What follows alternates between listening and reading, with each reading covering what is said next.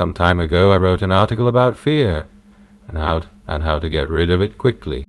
Since I recently found myself in a very passionate debate about fear and phobias, I'd like to add a few more thoughts.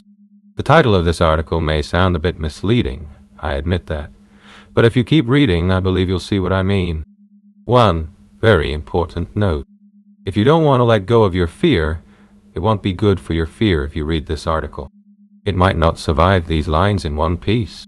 We will be talking about everyday and unusual fear. I assume that each of us sometimes experiences fear to a greater or lesser extent. We already know fear is here mainly to protect us, to keep us safe, for example, from harm. In that sense, fear is a good thing. But imagine this scenario. Your workplace is on the 12th floor of a high-rise. Nothing unusual about that. Many people have the same setup. However, there's one thing that won't let you relax. That 4 UAO to 3-meter box that goes up and down and drops people off on their floor. Yes, I'm talking about the elevator. For some, it's completely ordinary. For others, it's an insurmountable problem. Now picture the tight space, the uncertainty about whether this complicated machine might get stuck somewhere due to a malfunction. Or worse, whether one day it might head to the ground at a speed matching its mass and gravity. If my physics of falling isn't precise, forgive me. Physics wasn't my favorite subject at school. So let's acknowledge that this one thing prevents us from comfortably getting to and from work. Sure, going down the stairs is manageable, assuming no health issues or overworked quads after a run. But what about going up? 12 floors is a lot of steps to climb every day, especially if you're not planning a shower right after.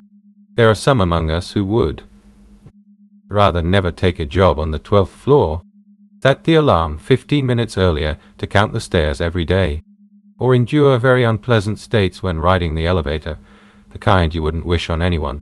I could mention many other common fears. What about spiders and mice? Ladies, be honest. Who among you knows someone who can leap onto a table at the sight of these creatures like a trained Olympian? Perhaps someone very close to home, right? And what about all the other everyday worries? To go out among people or not? The fear of losing a loved one, or simply getting into a car or a bus? And of course the fear of heights. So much happens in the world, and it could happen to us, so the mind says. If there's a fear you carry in life, my first essential question is, how do you know you have it? I'm not trying to make light of anyone's fear. I know how real it can feel. When I asked you directly, how do you know you have it, what started happening? Was it memories? Were there pictures, movies, colleges, or maybe sounds and voices? And what about feelings? You know very well what it's like to have that specific fear, don't you? The kind of fear it's best to avoid, because it seems safer to avoid fear. You can limit the situations in which it appears. You can avoid places where it might show up, right? In fact, it may feel unwise to get rid of fear. You can live with it. You're right. You can go through life avoiding it. But there's one thing you may not have realized. It's not the situations and places that create fear. You create the fear. It's a subconscious, even a conditioned reaction. The worst part is that wherever you go, fear isn't out there waiting. You carry it with you. It's inside, telling you what's safe and what to avoid, and unless you're among the few who actively seek fear, like some extreme athletes, you probably obey it. But fear is here to protect us, and our dequo. True, but is it still necessary? Is it certain that the unpleasant situation you once experienced will happen again? Yes, in your mind? Anytime the topic comes up? Fear controls you, and it does so perfectly that you may not even notice.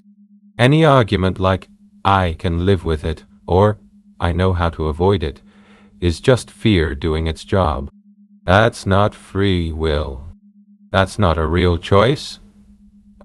There's no freedom in that, even if it looks like it. Was it really a fear of elevators? Why, nay. Back to elevators for a moment. I remember a man who was deeply afraid of them.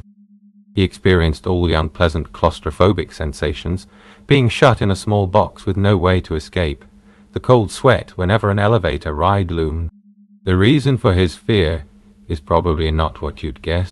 I fully understand all the catastrophic ideas, being stuck for hours in the dark, climbing out between floors, the awful waiting. But what if, as a child, you had a place you truly hated?